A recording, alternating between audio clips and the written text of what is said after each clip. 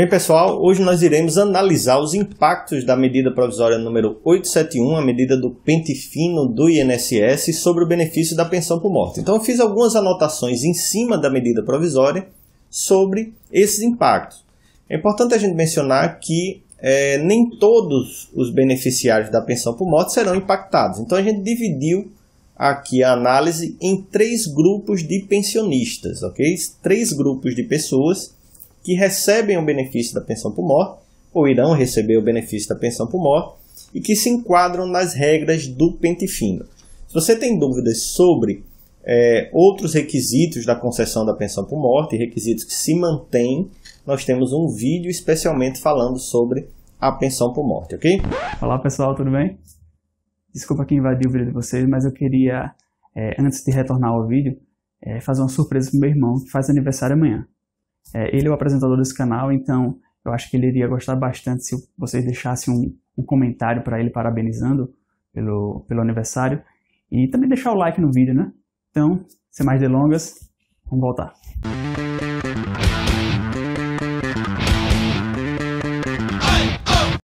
Então, como foi que a gente dividiu aqui a nossa análise sobre o impacto da medida provisória sobre a pensão por morte? Num primeiro grupo, nós iremos falar sobre aqueles pensionistas que recebem a pensão em razão da condição de invalidez.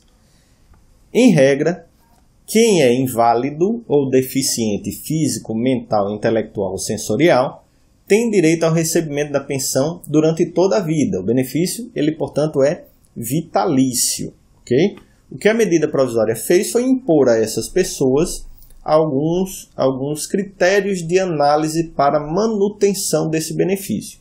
Apenas para lembrar, a medida provisória vai combater fraudes, né, no INSS e verificar se as condições em que se mantém o benefício hoje permanecem. Okay? O segundo grupo de análise é aquele grupo formado pelas companheiras, né, ou companheiros do segurado ou da segurada falecida por conta da análise que a medida provisória faz, da mudança que a medida provisória faz em cima do conceito de união estável, em cima da prova do relacionamento estável entre o segurado falecido e a beneficiária ou beneficiário da pensão por morte. Pois bem, o terceiro grupo de análise aqui do nosso vídeo é formado por aqueles pensionistas menores de 16 anos, mas que só irão receber o benefício da pensão por morte em decorrência do falecimento do segurado após 19 de maio de 2019. Por que após 19 de maio de 2019? Porque a medida provisória postergou a vigência da regra para esse grupo para 19 de maio de 2019, 120 dias depois da entrada em vigor da medida provisória 871, ok? Então vamos lá. Com relação ao primeiro grupo, aquelas pessoas, aqueles dependentes que recebem a pensão por morte em razão da invalidez. Estão nesse grupo principalmente os filhos maiores de 21 anos, porque até 21 anos todos os filhos, independente se são filhos do mesmo casamento, de outro casamento, todos os filhos têm direito à pensão por morte até os 21 anos de idade. Após o 21, somente aqueles que comprovarem serem inválidos ou deficientes físicos, mentais, sensoriais ou intelectuais. Também estão enquadrados aí nessa hipótese os irmãos, né? Os irmãos são dependentes de terceira classe, por quê? Na primeira classe está o cônjuge e os filhos, o companheiro ou companheira. Na segunda classe estão os pais, os irmãos estão na terceira classe, ou seja, não havendo dependentes de primeira e de segunda, os irmãos são dependentes também. Só que os irmãos que forem maiores de 21 anos, também na mesma condição dos filhos, precisam comprovar a condição de inválidos ou deficientes físicos, mentais e intelectuais, além de comprovar a dependência econômica, né? Então, os irmãos também têm direito à pensão por morte, desde que não tenham dependentes de primeira, segunda classe, sejam, caso maiores de 21 anos, inválidos ou deficientes e comprovem a dependência econômica do segurado falecido. Também estão nesse grupo aí os cônjuges, né, esposa, esposo, companheiro ou companheira do segurado que faleceu após 17 de junho de 2015. Por que somente após 17 de junho de 2015? Porque quando o falecimento ocorre antes dessa data, o benefício já é vitalício para a esposa, companheiro ou companheira, certo? Após 17 de junho de 2015, por força de uma lei, a Lei 13.135 de 2015, para o benefício ser vitalício, como era antes, há necessidade aí da conjugação de alguns requisitos. E aí, caso seja inválida, a companheira ou companheiro, inválido companheiro ou cônjuge, ele terá direito ao benefício vitaliciamente. Todas essas pessoas recebem, portanto, o benefício vitaliciamente em razão da sua condição de invalidez. Sendo assim, o INSS irá fazer avaliações periódicas sobre essa condição, certo? Então, essas pessoas passarão por perícia. A medida provisória não deixa muito claro qual vai ser a periodicidade dessa análise, mas levando em consideração que já existe um critério de avaliação dos benefícios por incapacidade, que é de 2 em 2 anos, então provavelmente essas pessoas passarão também por uma reavaliação de 2 em 2 anos. Okay? Além da avaliação pericial para saber se essa pessoa ela continua inválida ou continua deficiente, vai continuar havendo aí a questão da prova de vida. Anualmente será feita a prova de vida, dessa vez prestigiando e privilegiando a questão da biometria, certo? Então, vai ser feita aí uma força-tarefa para que anualmente seja feita a análise da prova de vida. Você vai numa instituição financeira, num banco, e aí coloca a sua biometria para fazer a prova de vida junto ao INSS, ok? Então, quanto a esse primeiro grupo, o que a medida provisória vai fazer é a periodicidade da análise da condição de invalidez, a deficiente, e a prova de vida anualmente com prestígio aí, com privilégio aí para a biometria. O segundo grupo de pessoas, pensionistas que serão impactados pela medida provisória, é formado pelos companheiros ou companheira. O que acontecia até a medida provisória é que essa prova poderia ser feita testemunhalmente, ou através de documentos que não eram contemporâneos ao relacionamento entre o segurado falecido e o beneficiário ou a beneficiária da pensão por morte. O que acontece é que após a medida provisória, para fazer a comprovação da união estável, isso só vai impactar aquelas pessoas que necessitam comprovar a união estável após a medida provisória, ou seja, após 18 de janeiro de 2019. Essa prova será feita de maneira mais objetiva através de documentos, não será aceita apenas a prova testemunhal, você tem que ter documentos, e os documentos têm que ser contemporâneos à época do relacionamento.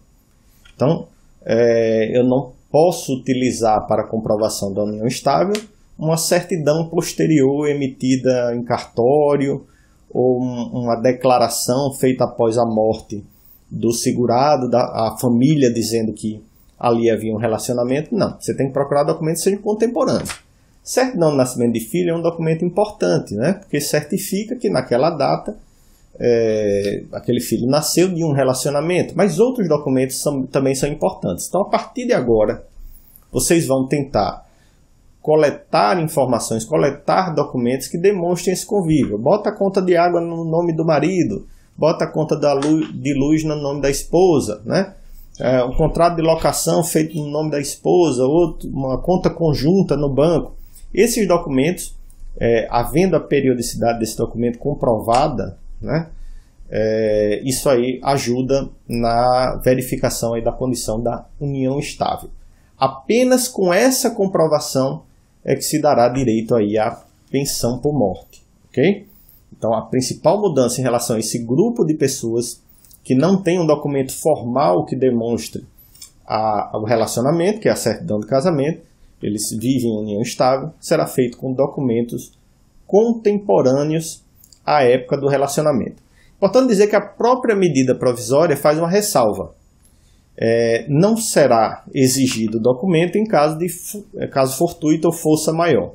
O que é caso fortuito e força maior? É um evento que não está no controle das pessoas envolvidas, né? Eu vou dar um exemplo aí do caso de Brumadinho, né?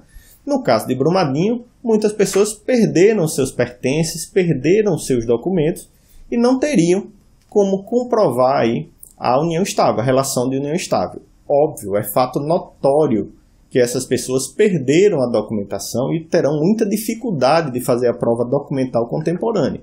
Então, vai se admitir a prova exclusivamente testemunhal nessas hipóteses. Okay? O terceiro grupo de pensionistas, pessoas impactadas, é o grupo formado pelos menores de 16 anos. O que é que acontece em relação aos menores de 16 anos? Eles são considerados pela lei, o Código Civil os considera como absolutamente incapazes. Esses absolutamente incapazes gozam de uma vantagem, digamos assim, da legislação de não correr a prescrição contra eles. Então, até a medida provisória, um dependente que solicitasse o benefício muito tempo depois do falecimento do seu pai, por exemplo, né, ele teria direito de receber todos esses valores atrasados. Por quê? Aplicava-se a regra do Código Civil de inexistência de prescrição para esse grupo e eles poderiam receber todos esses atrasados. O que acontece com a medida provisória é que ele estabelece um limite de tempo para se fazer esse requerimento.